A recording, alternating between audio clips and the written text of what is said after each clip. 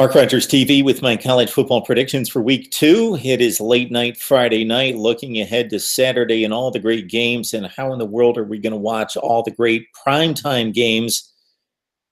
Auburn, Clemson, Ohio State, Oklahoma, Georgia, Notre Dame, Stanford, USC. Multiple TVs and laptops are needed. All right, let's run it down. Going off the 11-8 performance last week against the spread, 11-8 against the spread, 2-1. My confidence picks against the spread, 18-4 straight up. I know that it hurts my percentage in picking all the games in the top 25 against the spread, but I'm a creature of habit and I've been doing it forever, so I'm going to continue to do it. But that's why you need to listen to the confidence picks, because those are the ones that I'm confident in, hence the name. All right, here we go with Wisconsin taking on Florida Atlantic. And we know that the Badgers swept right by Utah State after a 10-0 deficit with 59 consecutive points. I don't like these games, and if you've seen my predictions before, I hate the enormous point spreads. Wisconsin will win the football game, FAU plus the 33 points for the record. Okay, Michigan, Cincinnati, ditto here. Wolverines win at the Big House. I don't know what's going to happen in the fourth quarter with a 35 or 40-point lead, so give the Bearcats a couple give-me touchdowns late or one that may make the difference in the point spread. So take the Bearcats plus the 34.5. Not going to matter toward the outcome of this game, though. Michigan wins huge. All right. I usually just pick the top 25 games, but there's a number of games that intrigue me here that are, at this point in the season at least, interesting non-conference affairs between some teams that could break into the upper echelon of their conferences. One being the Northwestern Wildcats, coming off an generally unimpressive win against Nevada at home. They go on the road against Duke. These two programs have matched up quite a few times in recent years, with Northwestern winning both games, I believe, over the past few years. Northwestern at Duke. Okay, the Dukies are a 2-point favorite. I love Northwestern in this game. Lay the 2. Northwestern, the 2-point favorite. Lay the 2, even on the road. A lot of Big Ten teams on the road, non-conference here. Northwestern, Nebraska, Minnesota, Iowa, and most of them favorites. Northwestern, lay the 2 is a confidence pick against Duke. All right, Louisville, North Carolina. The Tar Heels going with probably a different quarterback. Brandon Harris, the starter, looked awful against Cal in a home loss against the Golden Bears, who aren't very good. So North Carolina may finish the actual 5-7 that I predicted before the season started, hosting Louisville, who kept Purdue in the game with a few mistakes in the second half. Louisville covers 9.5 at Chapel Hill. Iowa State, Hawkeyes win it. This series closer than you would think, because Iowa being generally a top 25 program and Iowa State being awful most seasons, the series is more like 60-40 when it should be 90-10.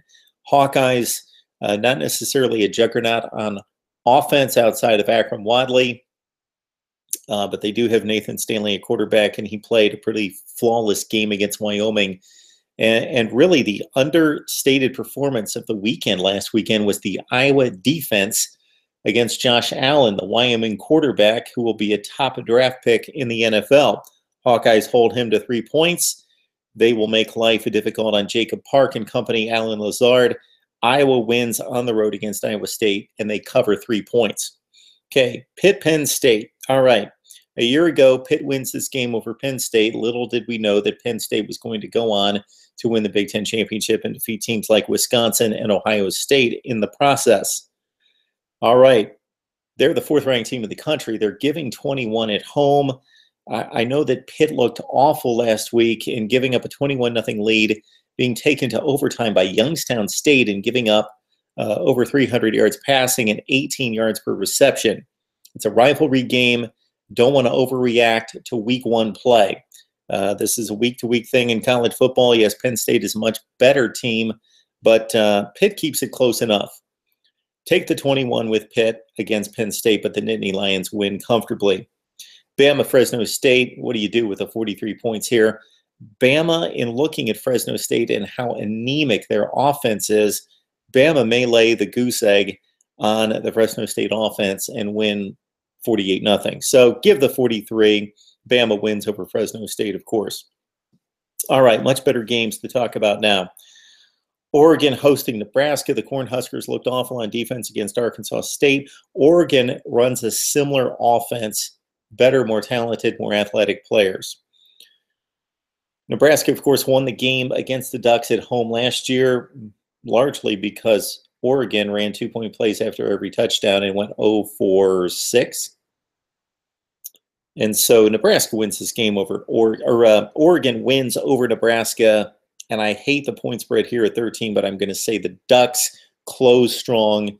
And it's a relatively close game, but Oregon wins it, and they cover the 13 points. Okay, we get to some more confidence picks here. A non-top 25 game again here, but I've got to add it to the list. We've talked a ton of South Carolina football here on Mark Rogers TV each and every week with Will Gunter from 107.5 The Game. So you got to check out those segments about South Carolina football each and every week.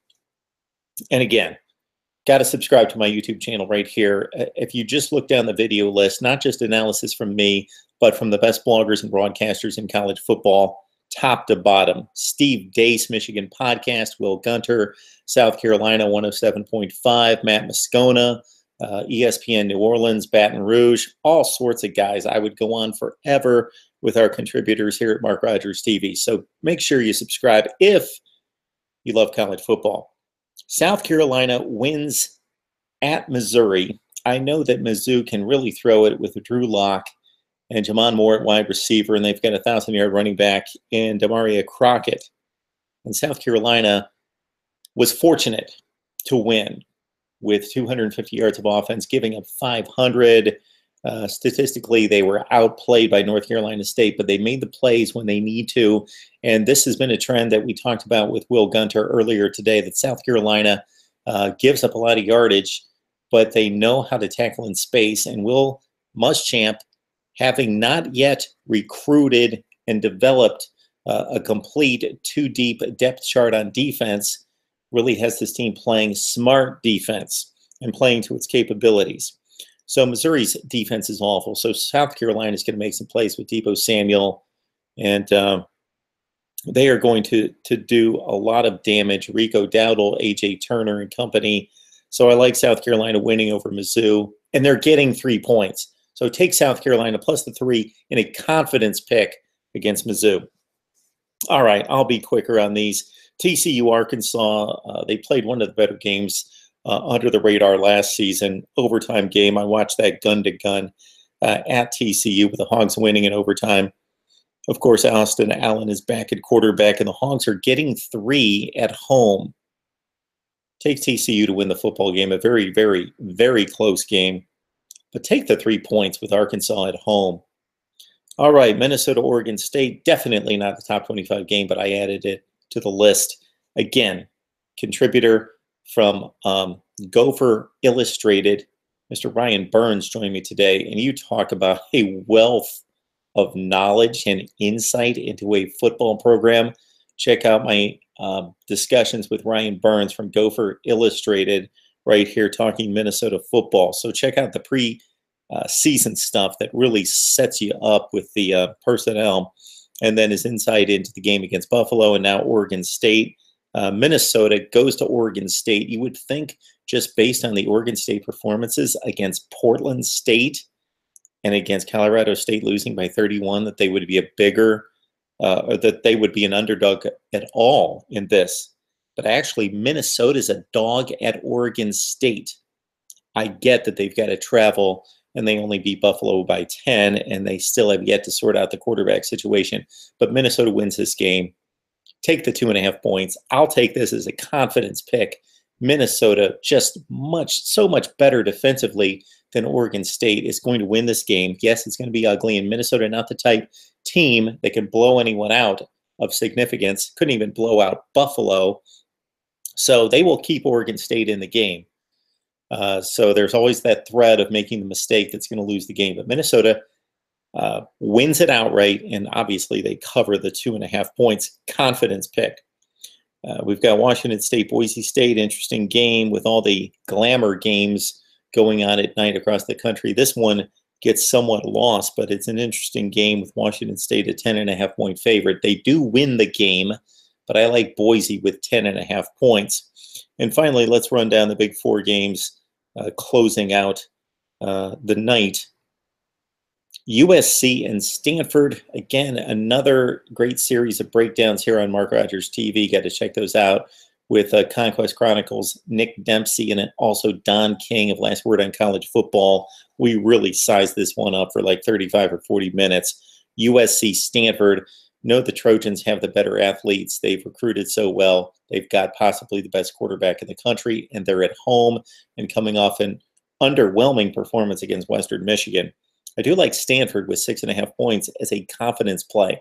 USC is going to win a close game. Stanford with 6.5 is too much.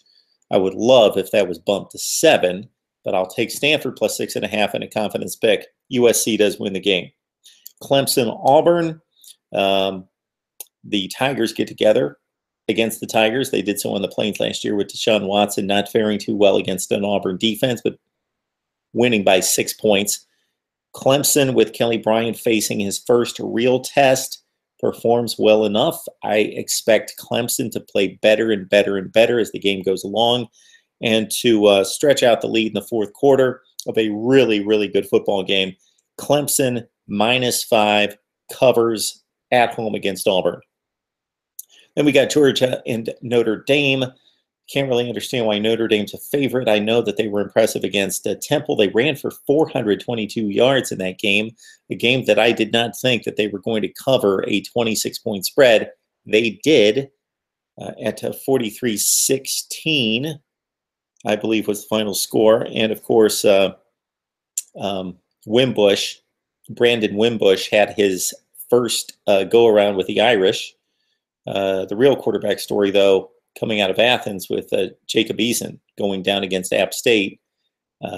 Jake Fromm looked good, didn't look brilliant, but in his first significant playing time, or really any playing time at this level as a 5-star, it's just really important that he got those reps against a decent and really high-quality FCS opponent. So I like Jake Fromm, and I like Georgia's 9 starters coming back on defense.